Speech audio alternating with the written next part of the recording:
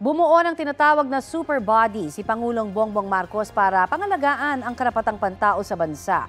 Ipinag-utos ng Pangulo ang pagbuo ng Special Committee on Human Rights Coordination para paigtingin ang pagbibigay proteksyon at pagsulong sa human rights. Pamumunuan niya ni Executive Secretary Lucas Bersamin.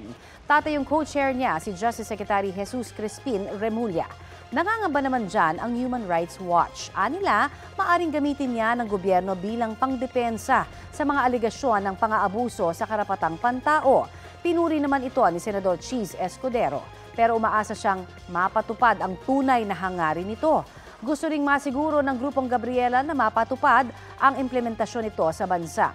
Sabi naman ng Grupong Bayan Muna, kung totoong sinsero ang gobyerno, dapat ay buwagin na ang NTF-ELCAC at simulang panagutin ang mga lumalabag sa karapatang pantao.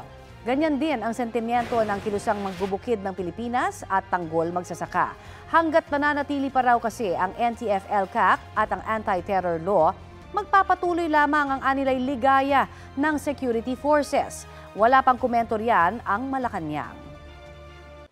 Kapuso, para sa mga maiinit na balita, mag-subscribe sa GMA Integrated News sa YouTube.